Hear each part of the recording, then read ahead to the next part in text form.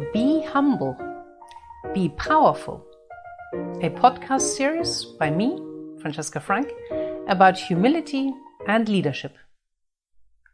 Today's podcast will look at how you can measure humility and how you compare. Now, surely you want to know where you, your employees, or your boss stand on the humility scale. As you may imagine, it's not particularly helpful to ask someone, "Excuse me, are you somewhat humble, medium humble, or very humble?" Or, "Excuse me, your boss, is she actually humble on a scale of 1 to 10? Thanks to the previous post, you now know that humility is about knowing your own strengths and weaknesses, appreciating others, being willing to learn, and seeing that you're only a small part of a much larger picture. But do the others know that too? Do they have the same understanding?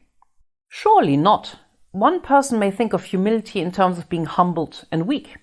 Then he may give a weak manager a 5 on a 5-point scale. I will rate him as humble, even though that manager is not humble at all, according to the definition. The other thinks of humility as being over-modest and rates her own manager very poorly because she leads the team clearly and with good self-confidence. One manager may be equipped with a lot of humility, sees what is missing in himself, and therefore gives himself worse marks than the one who thinks she is the best there is, completely overestimates herself, and therefore sees herself as the humblest being under the sun. How can anyone make a reasonable assessment of who is humble and who is not? Research is always excited and burgeoning when things are complex, and as a consequence has, in recent years, developed a total of 22 questionnaires in order to make the subject tangible and measurable. Which of these 22 is the best? Clearly, those that do not include the word humility. How much better is a questionnaire that asks about those behaviors that make up humility without using the word itself? It then makes no difference what the respondent's own perception of the word is. They are simply asked about that which they can easily observe. That is, we look at how much someone knows and can admit their own strengths and weaknesses, how much someone appreciates and values others, how much someone is open and willing to learn, and how much someone can see the bigger picture. Secondly, of course, those questionnaires are helpful that you do not only complete on your own, but are also completed by those people who see and experience you on a day-to-day basis. Why? Well, because sadly it is normal for us to think of ourselves as humble, while others simply cannot perceive this. What I'm looking for is offered by a questionnaire developed by the American professor Bradley Owens, the so-called Expressed Humility Scale, supplemented by 3 questions developed by the Chinese professor Amy O. This gives us a total of 12 questions, which should be filled in by yourself as well as others. This is the ideal version. But what do you do if your company does not appreciate such an open approach? If your company lacks the culture for it, or if actually simply you are uncomfortable giving the questionnaire to your employees? Then there is a trick to get halfway reliable results for yourself. Let us take the first statement of the questionnaire. I actively seek feedback even if it is critical. What grade do you give yourself here on a scale of 1 to 5, where 1 stands for do not agree at all and 5 for strongly agree? Again, the statement, I actively seek feedback even if it is critical. So what score do you give yourself? In fact, most people give themselves a good grade because in this day and age of official feedback culture, everyone is aware that he or she should ask for feedback, and many people actually want to do this. Ideally, you would now be able to match your score against the statements of your employees, colleagues, and the supervisor. But if you dislike doing that for the above reasons, or simply lack the time to do it, you can use the following trick. Imagine your 3 closest employees standing in the cafeteria with a few colleagues as well as your boss. They've just started a conversation on the topic of feedback, and one of them says, "What do you think? On a scale of 1 to 5, what do we as a group think of X, i.e. you? Does he or she seek feedback even if it's critical?" Now think about these people and what they would give you as an average grade.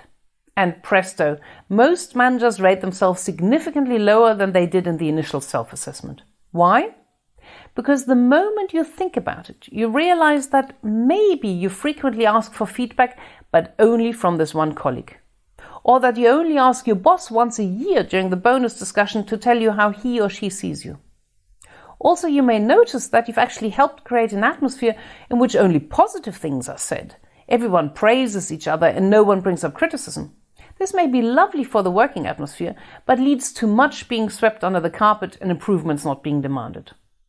So if you picture the people close to you in your work and think about what rating they give to the statement, then you get much nearer to how humble you're really being perceived. What grade have you given yourself? In the two versions, once the gut feeling and then the second from a kind of fictitious mini-survey. You can now match this number against more than 1,500 participants who evaluated their direct manager. Of those, almost 50% say their manager fails to ask for feedback even if it's critical. 40% of participants somewhat agree that their manager looks for feedback, with only around 10% doing so very strongly. Where did you rank yourself again? There are 11 other statements to complete the picture. All of these statements have been validated by researchers in dozens of studies and tested for internal consistency. Other statements are, for example, I often compliment others on their strengths, or I am open to the advice of others, or I see myself as a small part of a larger whole. Again, you can go over in your mind where you see yourself on a scale of 1 to 5 and where those around you may see you. An average value is then formed from the 12 sub-ratings. This is the total average humility score. And the more than 1,500 participants from the study, only just under 35% get a better total average score of more than 4. That is an agree or strongly agree. Only 35% of managers therefore can be described as humble in the real sense of the word. This is a sad result. And if you look at the difference to the self-assessment, the issue of hubris and overconfidence is clearly an issue. More than 80% of those surveyed see themselves as humble. Yet, only 35% of employees agree. What a huge delta! How can it be that external and self-perception diverge so dramatically? There's actually something very human about it. Most of us want to achieve the best. We want to be strong and show our weaknesses. We want to appreciate others, be open and put ourselves into perspective. Unfortunately, everyday life gets in the way, and we often do not take the time for all of this. In addition, managers also have a problem with quantity. What do I mean by that? Let us assume that you manage 10 employees, and every week in the meeting you appreciate 2 of them. And during the week, you always ask 1 for individual feedback. There you get the feeling of constantly being out there praising and asking. But your employees will say, every 5 weeks she sees what I do, and just once a quarter I'm asked for feedback. The consequence, your humility scores will be awful. So the question for the next post will be how you can succeed in seeing yourself more clearly and not falling prey to the typical stumbling blocks when it comes to humility. How can you ensure that more employees find it in them to perceive you as humble, if indeed you want to be humble after all? This is what the next podcasts are for, to show what positive effects humility has for you, the manager, your employees and your organization. And this will hopefully convince you that humility is the basis for truly powerful leadership. One more point, if you're interested in trying out the questionnaire in its entire length and matching it against my database, or actually organizing a sort of 360 within your company, please feel free to contact me. Have a great, humility-filled week.